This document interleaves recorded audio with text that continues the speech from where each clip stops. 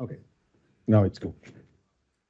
Hi, everyone. Good morning. My name is Fernando. I'm a support escalation engineer in UX on Microsoft, and I am an imposter here because I'm going to talk about FSLogix and not AppV or MSIX. But I also support AppV and MSIX with the customers. So I'm a little bit of imposter, and I do a lot of technologies on my team, Phil's team and Sebastian's team.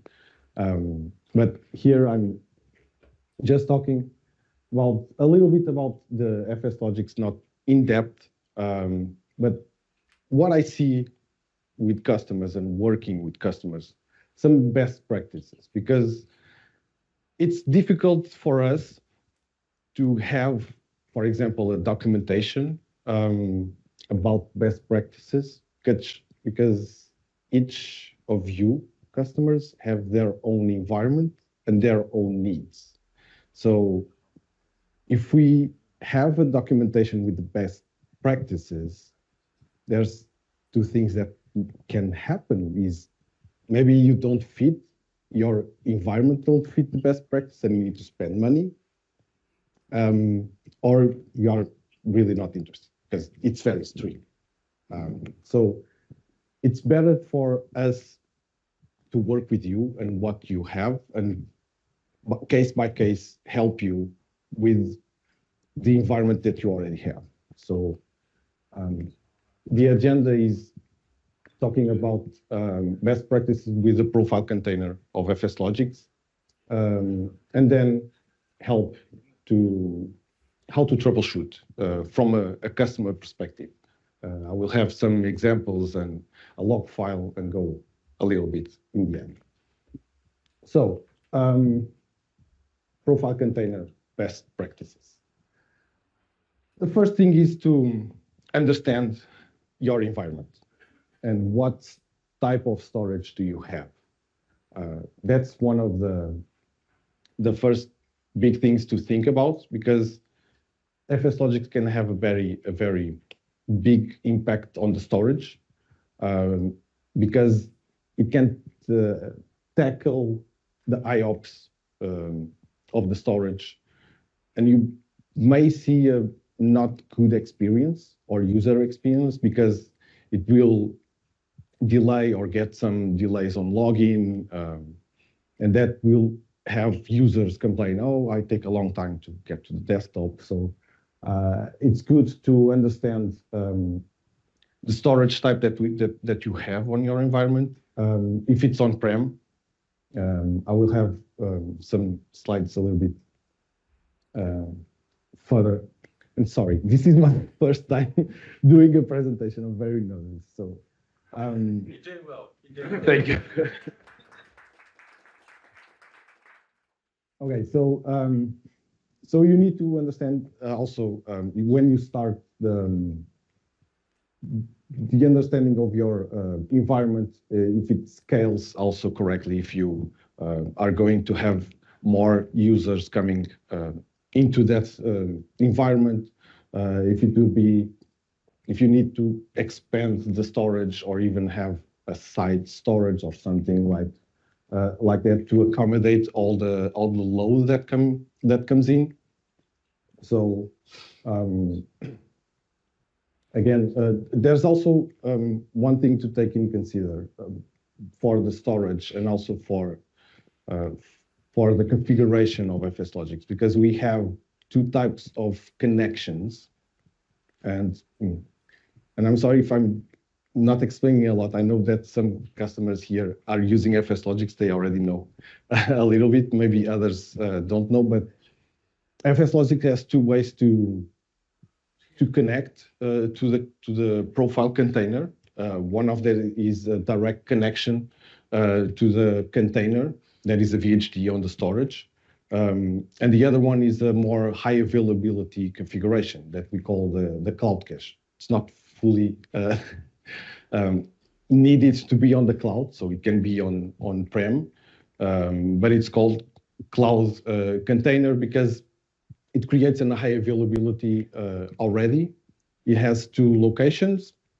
One of them is always primary, most of the data is locally on the system that the user is using. So if the primary location is down, FSLogix has the intelligence to go to the second location, and the user will never know that happened because it will not have any impact on his user experience or on his session. So that also is a thing to think about when configuring FSLogix on the environment and the storage itself. One thing that I see some customers, because again, they already have their infrastructure configured and they want to use what they have.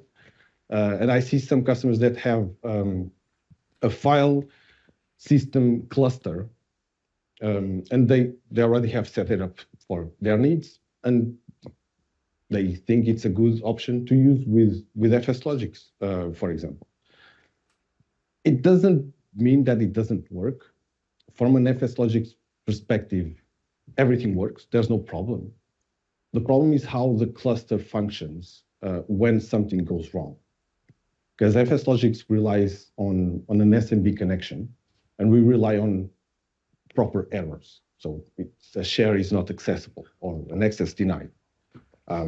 If there's a timeout, the SMB will take a long time to get some information to the FSLogix client saying something is wrong and it's a timeout. It's just, oh, I dropped the case. And then FSLogix doesn't really have a proper error, let's say. And that's what I see with clusters is sometimes the resource behind the cluster goes down, but then the cluster itself is up, but the cluster never sends a proper error for FSLogix. So it creates a problem for the user experience and for the customer. So and because FSLogix has the high availability or disaster recovery with the cloud cache,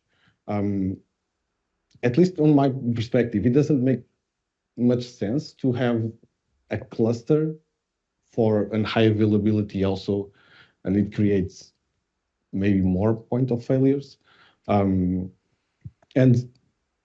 just a simple share folder on two different servers, it's more simple and more easy to manage.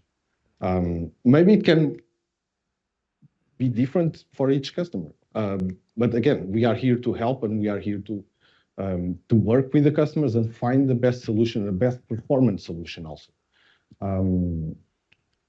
So regarding the IOPS, this is more or less the baseline. Normally, and I don't think this will ever go down, always up. I mean, I wrote those numbers. Yeah, so, but this is like a standard measure for where is the pointer? Which is the red one? The pointer? This. So this number here is when the user is already logged in and working. So it's standard 10 IOPS constantly to the storage. But the most important thing is this part, is the sign in and sign out. This will tackle the storage very hard.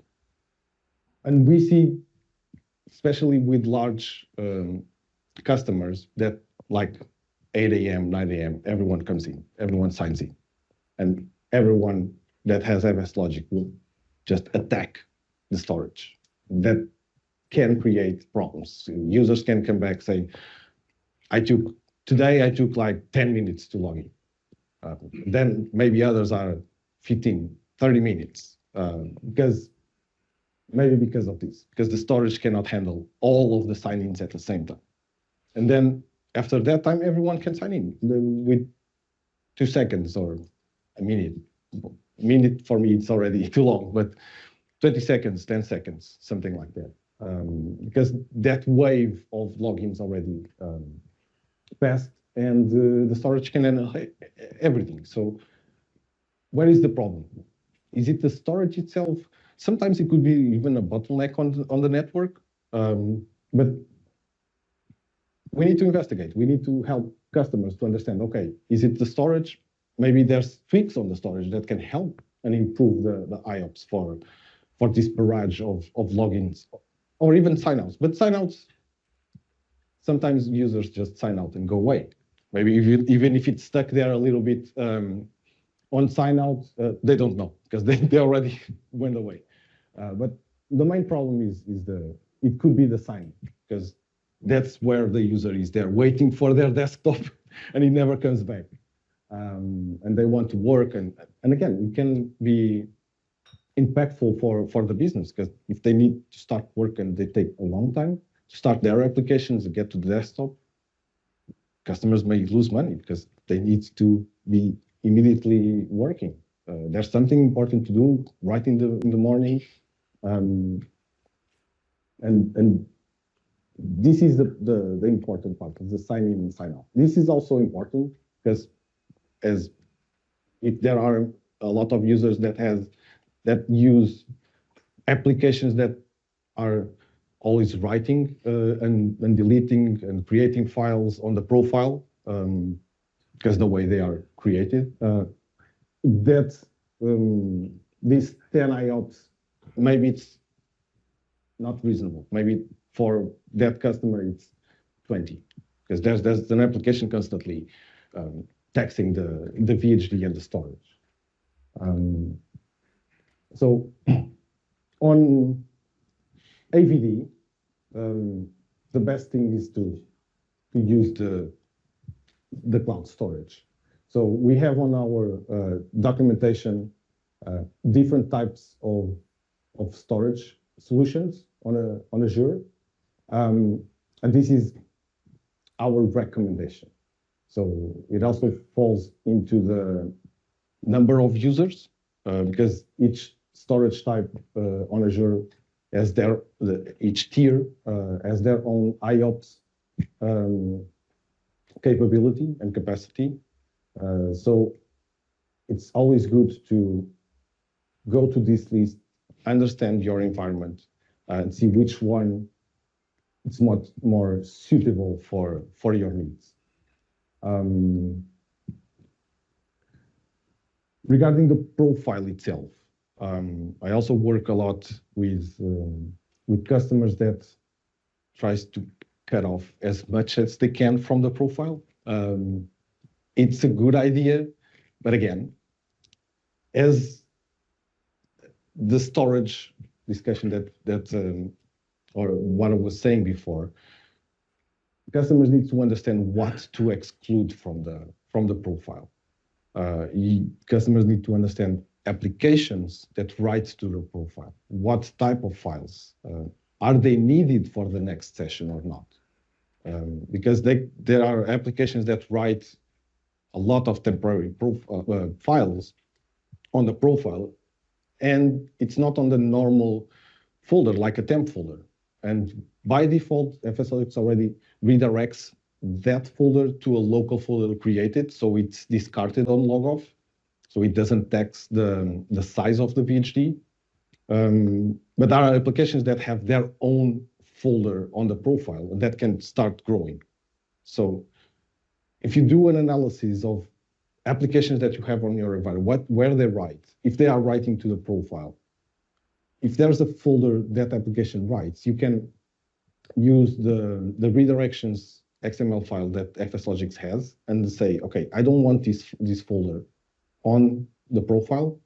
So that way you can save space on the profile and on the storage, because if you have 1,000 users using that application, the size of the VHDs will be less than if that application is just writing temporary files and using space. And then at some point, by default, the size of the VHDs is 30 gigabytes. Maybe at some point you need to expand even more. And you have space there that you can recall because it's data that is not needed for the application, for example. Another thing is customers want to try to remove a lot of folders that are from Microsoft itself. That's also very finicky, let's say, because one of the folders that I see customers try to to exclude is the app data local Microsoft packages. And that folder contains the built-in apps and even the new teams. So basically all UWP or MSIX packages will be on that folder for the user. So local cache for the user of that application. So when UWP or MSIX is installed, they have their own cache, like AppV. So it's protected, nothing to write on, it's just read-only. And then there's a folder on the user profile where temporary data is needed from the application is being written there. So if you exclude that folder, you are excluding all those folders from applications that may need some information on the next login. There is a bug on FSLogix that's going to be fixed, that the team from UWP told us to exclude data from specific folders. And for now, because we have that bug, we are not cleaning up one of the folders, and it's not cleaning up the start menu one. So that creates a problem on the next login, that some icons will not appear on the start menu because it has old data that doesn't match. So it's complicated for excluding the complete folder of the packages, because it can have drawbacks on built-in apps, because users can say, okay, now I don't have the calculator. Maybe because the folder was not there and the Windows trying to re-register the application to that user, it's fault. It was waiting for some data that is not there, and then it didn't register correctly. So that's one of the problematic folders that it's complicated to exclude. Teams, for example, has specific folders that can be excluded, and they have a list on their documentation. So you can use those folders on the redirections XML file, because they already say, okay, you can exclude this, it will not interfere. It's like temporary files that Teams creates for a session, then the next time they don't need, they start creating again. And if you don't clean up, they start growing. So they don't care really about the data there for the next session. So you can just exclude, and the next time they will start again without any impact on Teams. One thing that I see, sometimes customers go on, again, sometimes it's not the customer, it's their IT department. They go to the internet and say, oh, I want to exclude some folders from FSLogix profiles. What do I need to exclude? They find some GitHub XML file. And I can know that because when I see an XML file, a redirections XML file that has the recycle bin, I know that's not from us, because the recycle bin is not on the profile for a long time. It's outside of the profile. So they are trying to exclude something that even exists on the profile. So it's an indication that, okay, so you went to a GitHub, you are just applying something and you don't even know what it is. So it can create problems. I also had a case that a customer wanted to exclude an extension. So that also doesn't work. FSLogix redirections only works for excluding folders, and then everything inside will be excluded. I don't know if anyone has questions about containers. Yes. So I want to have a talk about what you said about exclusions.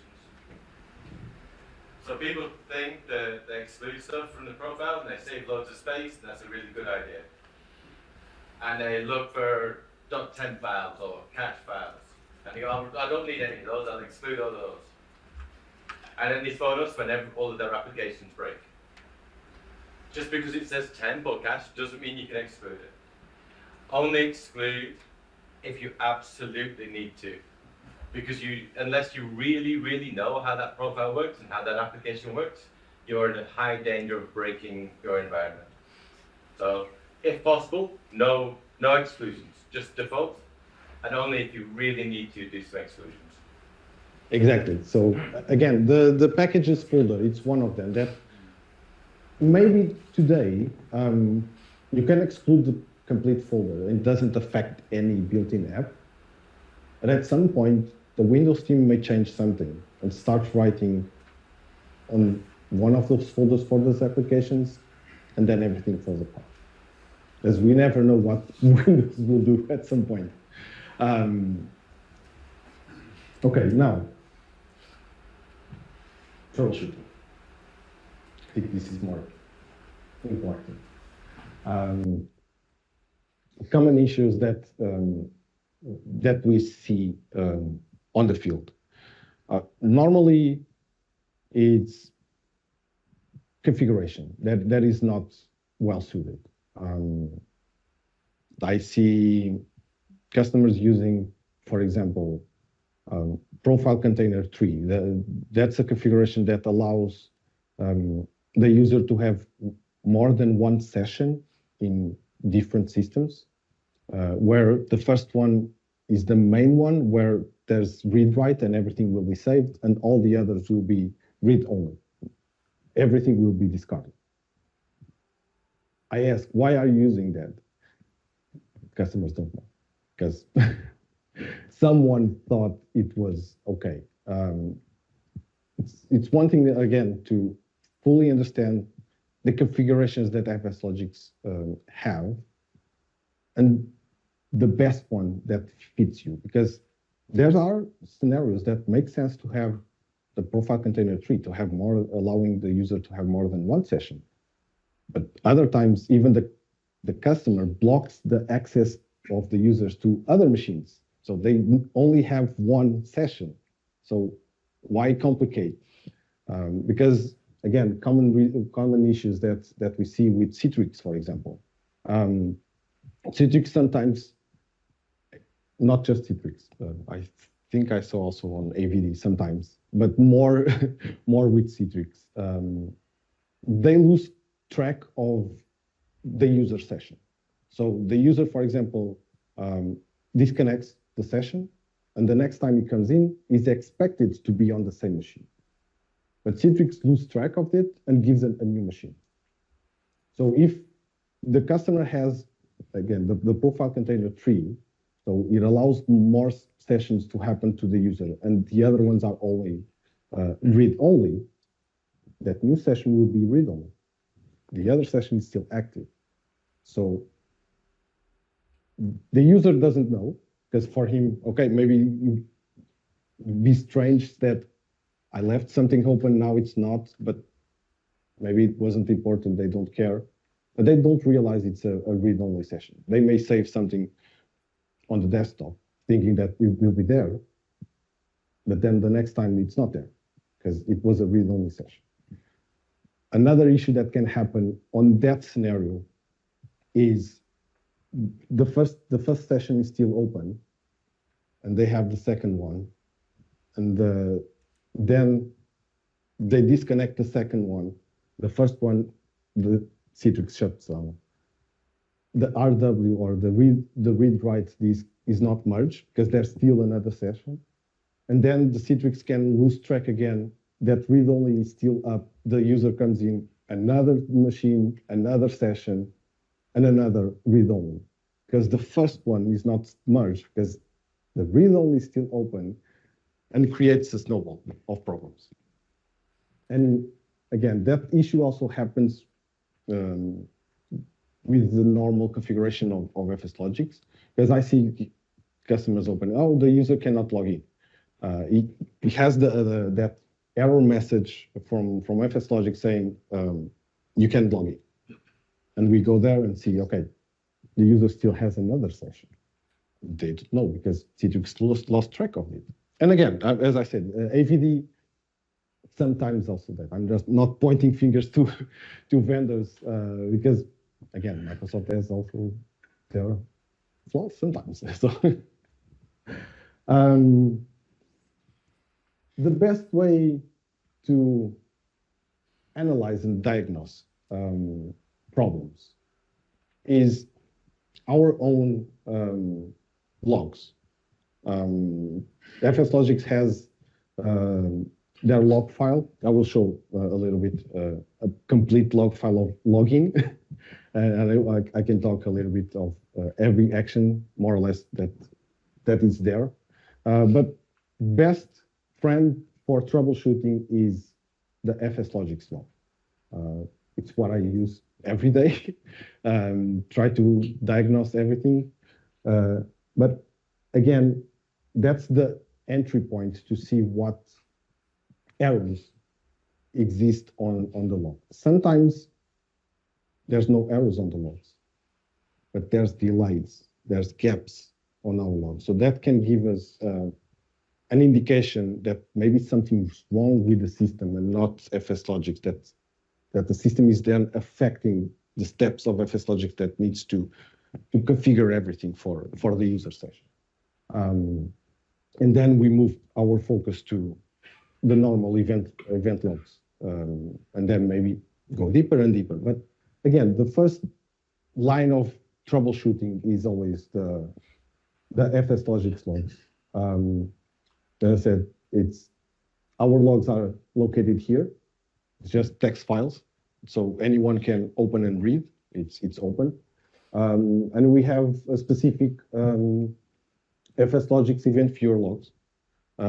It's not as detailed as the text files, but it can be also a good start because it's easy to see errors. It's red. It's there.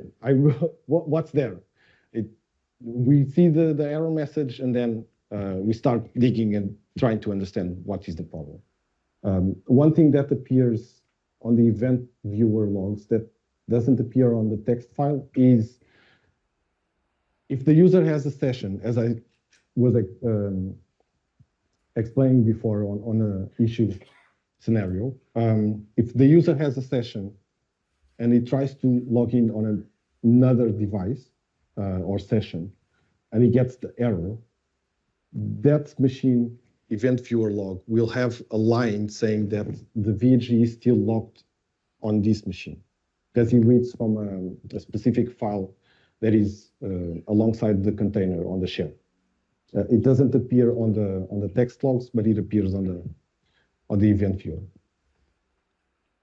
So our event viewer, we have it's this.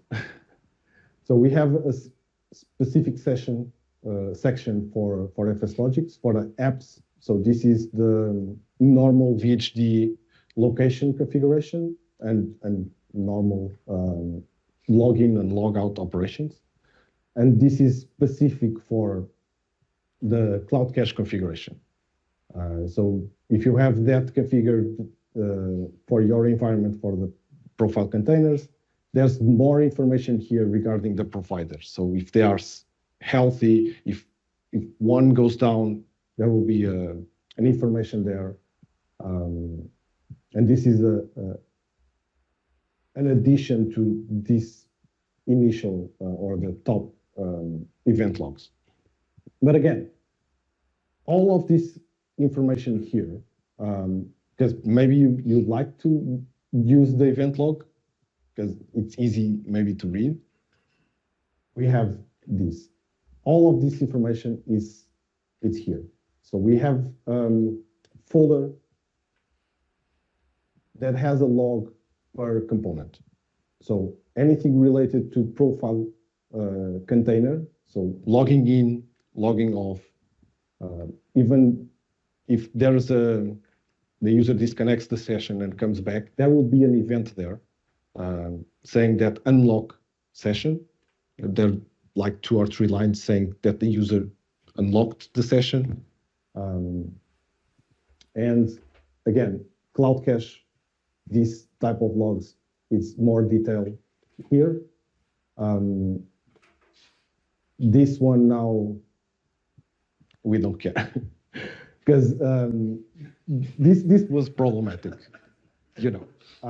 We now don't care about this one, but this was very useful at some point because FSLogix allows, Windows didn't have the capability to split the search, it was one database for everyone that logged into the system. So FSLogix needed to find a way, because profiles were roaming, search was not going with the profile. So everything on the new session needed to be indexed again. And that's very heavy for the system, especially if it goes like 2-3 users logging in at the same time and the system indexing all the files for the users. It created a performance issue on the machine. So FSLogix tried to split that and save the user database and then try to attach on the new session. But luckily, FSLogix could talk with Windows, and they now split on multi-session systems. They already split the database of the user to the container. So we don't need to do anything. Everything is handled by Windows and the search components, and it's easy for everyone. And then I didn't talk much about the Office container, but Office container is similar or the same as a profile container, but just focus on Office applications. Mainly customers use the Office container to store the OneDrive and Outlook data. And they use that on Citrix environments with UPM or VMware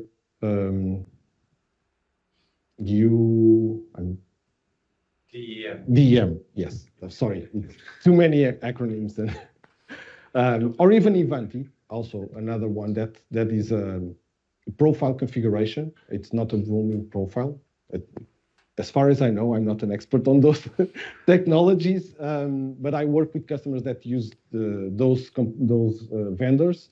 And as far as I understand, they are different from FSLogix because they are focused on configuring the profile. The profile will be local on the system, but they inject configurations on that profile. Compared to FSLogix, that it's the user folder as we have it local, but on a VHD, and it's attached directly. There's no manipulation. What the system or other applications need is exactly the same as it was local. So it's more transparent, in my perspective. I'm a little bit biased, but and now I have here a log file. I don't know, I lose track of the time.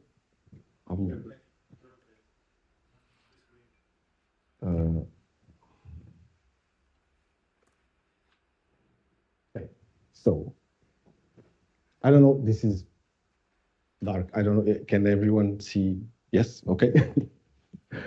Okay, so this is a normal log file, the text files that we have for FSLogix. So this is, again, best friend to understand what is the problem.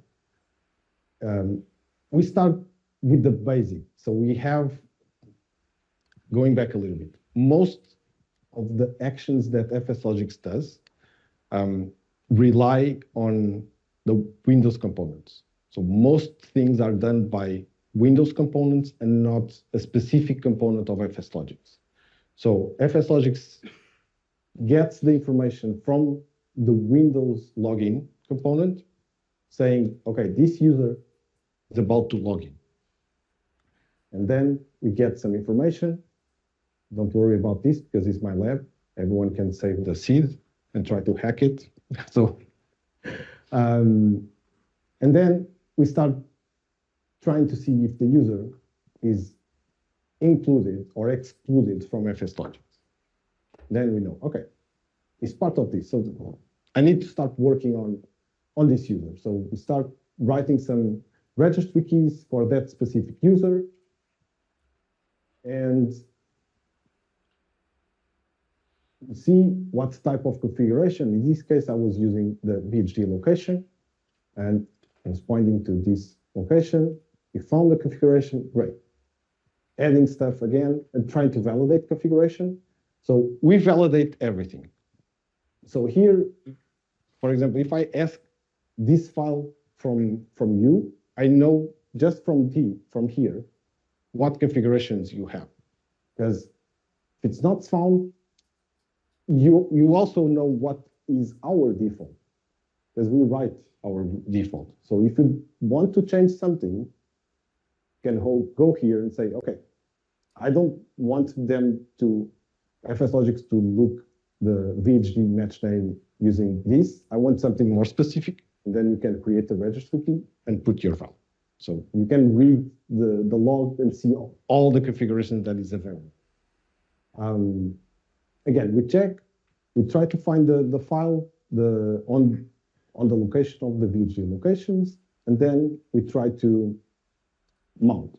So this mount is information that we get from, Jim, correct me if I'm wrong. You are a little bit more expert in this. This information here we get from SMB, because we are getting information from the file. Yeah. So we are getting information from the VHD through the SMB component, and then we try to mount, or the system mounts the VHD. Did I go too far? Yeah, okay, so this is the default size that we have. We understand that we don't need to do anything. And there's the mount. So here again, we can see the size of the VHD and the available space. And there's, sorry. I was looking for the mount part.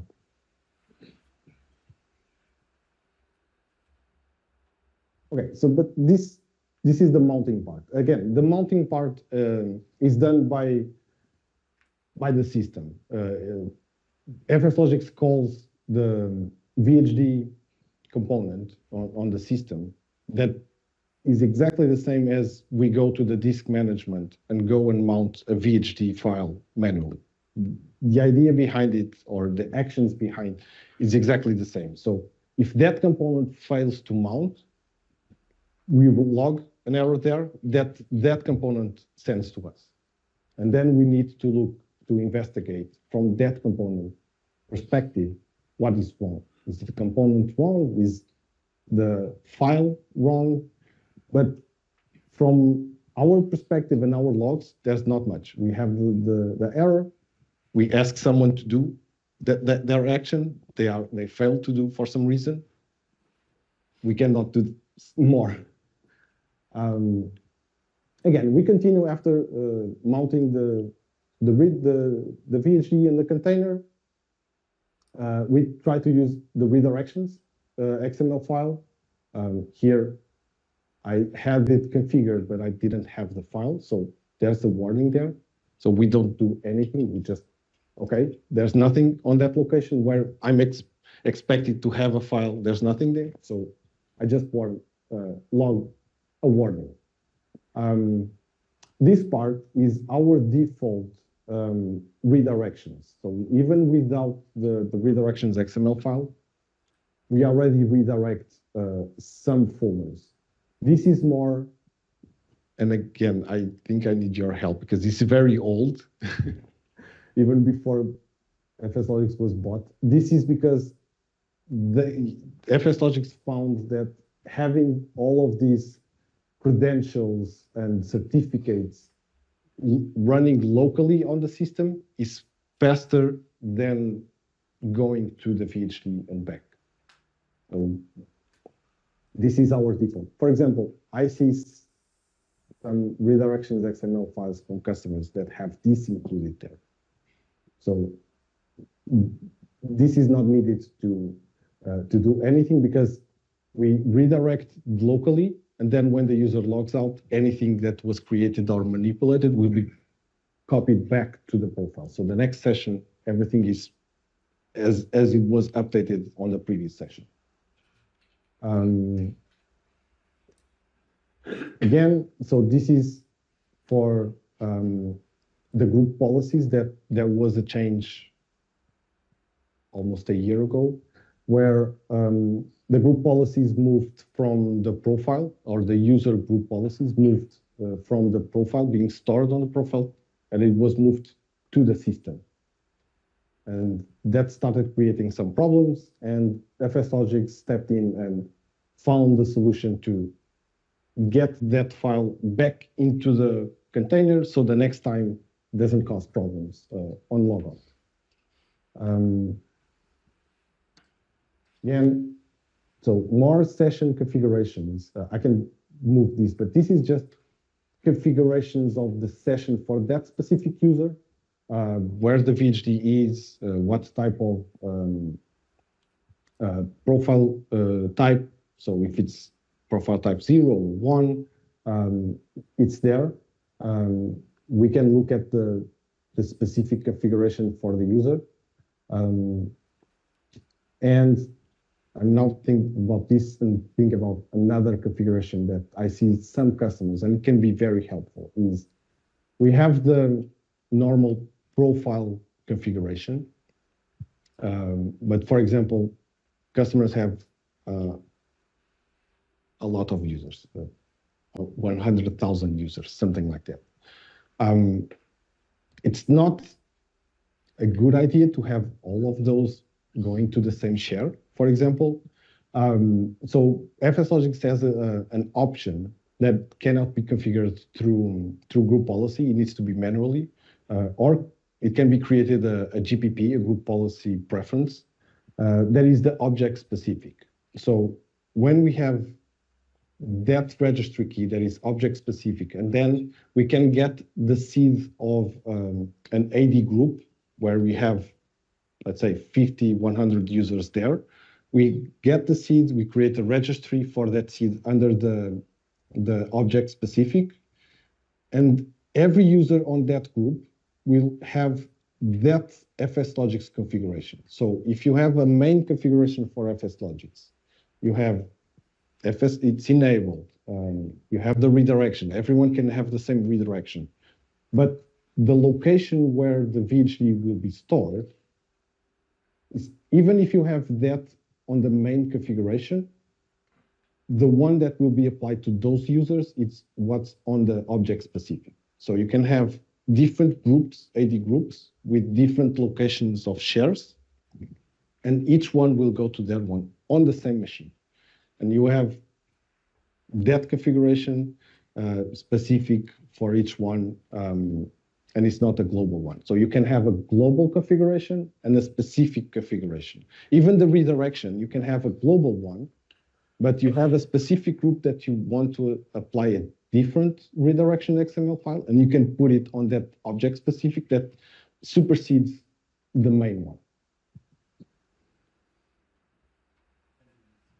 Okay, so I'm wrapping up.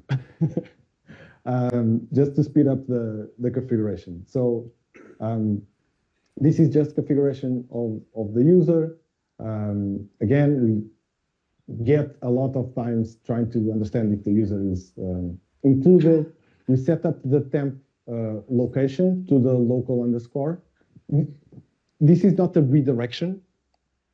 This is a change on the registry. So there's an environmental variable for the temp folder that points to the users, in this case, users fx and temp, and we changed the registry to point to the local underscore FSLogix or fx, so the local underscore folder for the user.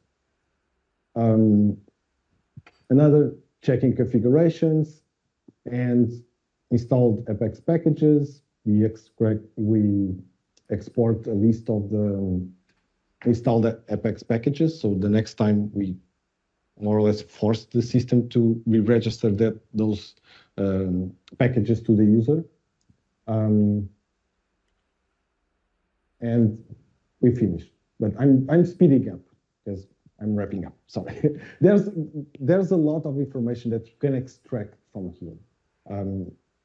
If you are using FSLogix and if you have some time, I know it's difficult to have time on our workday, grab one of the files and look at it line by line, and you understand a little bit more what actions are FSLogix and what actions are system related. So once you have someone complaining something about FSLogix, as soon as you look at this log, you are more familiar, and you can immediately find the right path to troubleshoot and fix the problem.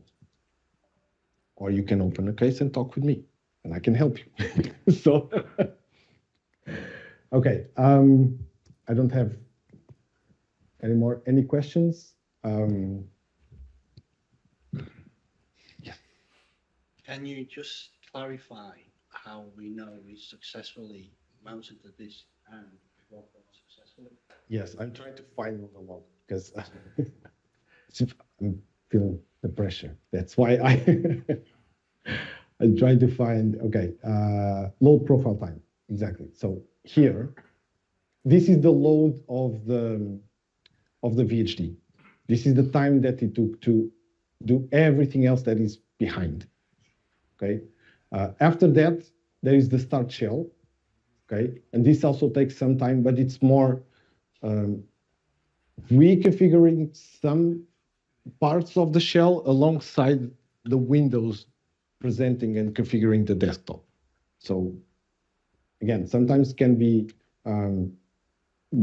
bugs happening in this area of the start shell, because if everything is not aligned and timed correctly, so if Windows is doing something that we expect that takes a second, but maybe it takes 2 seconds, and we start coming in to do our thing or our action, but Windows didn't finish. So sometimes can be a timing issue between FSLogix and Windows, and then we need to go to the product group and try to explain that they need to find which one is being faster or slower so they can tweak everything. I haven't seen that much problems on that part of the start shell. Normally, I can see gaps on that part. But again, when I see gaps, I can say, for example, where is the start shell? For example, here we are checking stuff. And for example, if there's a more than, I would say, 10 seconds between one line, for me, it's problematic because everything is very quick from our side. If, again, all the Windows components are also quick and we get their response to do the next step and so on. So this is more like a dance between FSLogix and the system. So we ask the system, do something. Okay, we finished. Now I did something. I talk with another component. They do something, and we go there. And everything should be fast. And if there's a gap there, then we go to the, for example, the event viewer application or system logs and see around that time of that we see the gap, what is happening. We have a crash, we have application failings, there is a component failing, for example. And that could give us the indication why we have a gap. Okay. It's a good. Yes. So UEV-E2 is something when you or No. possible when you. Yes. I also support UEV. So this is better than UEV. Again, it's timings. It depends on the timings. But at UEV, we haven't, I work, I would say 1 customers that was using FSLogix and UEV. But the problem was not FSLogix and UEV. It was something else on the environment. Because the timings of UEV is logging in and the agent starts getting data if needed. So if FSLogix, again, everything goes well, it's very quick. So when UEV comes to set up everything, yeah, with FSLogix, you don't need, because everything is there. UEV is for specific apps, for specific configuration. So all of those configurations are on the profile. So you have the complete profile there. Especially registry. FSLogix doesn't even touch the registry. Registry is just the empty dat folder and the user class file. that exist on the profile. We just take the files of the registry, so we don't even touch anything. Again, redirection XML file, we even don't touch the registry to exclude anything. We cannot exclude anything on the registry. We are only focused on the container.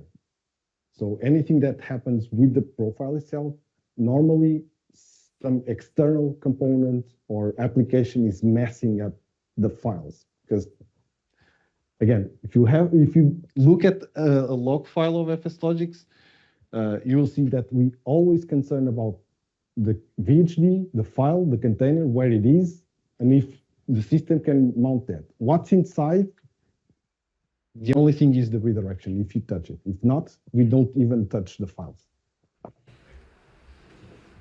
Yes. Also one question. This logs the Saga. Yes. Does it also log the shutdown? Yes. Also, if there is a problem with maybe a folder, you can see it, it's not written back. The VHD. Not here. Again, because we don't track the files on the container. We track the container. Is the container available? Is it reachable? If for some reason, if it goes down. So files are never written back at logoff because the container just contains the profile as you're using it. So at logoff, there is no write back. Yeah. So everything is written directly to the VHD. So on logoff, everything is already there. It may happen that the system may need to update some files, but that should be quick. So nothing else. But again, there's the logoff session here. So after 30 seconds or something, it was very quick. This was a lab test just to get the log. You have the begin session logoff. As we have, for example, for the login, we have that information that the user clicked the button and started the logoff process. So we get that and start doing the reverse. So everything we check, all the configurations, start removing the redirections. Here, the ones that is default. If there was redirections XML file exclusions, they will appear here to be cleaned up. Yes. Session configuration. There are line. Which one? Lines before the session configuration starts the session. VHD have a limit of data of amount left. Is there a Oh, you. Oh,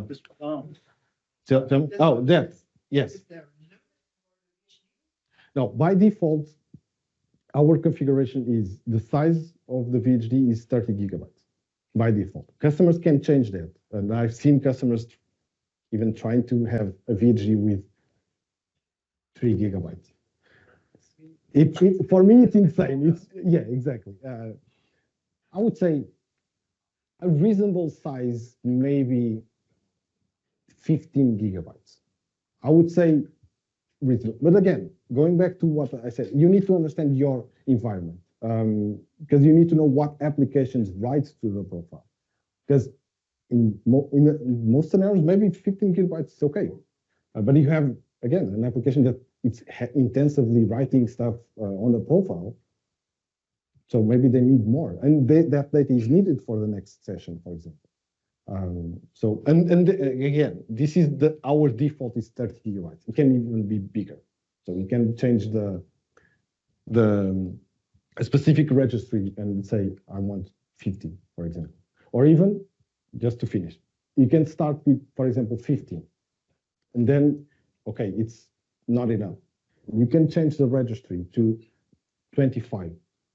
And those that were already created will get that information, start using that limit.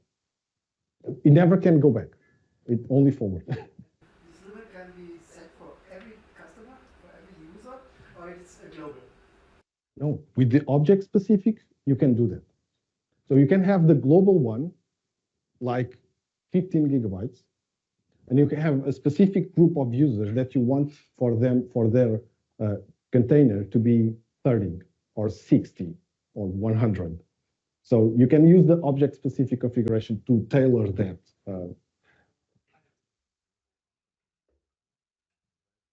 Any more questions? I think I'm on time.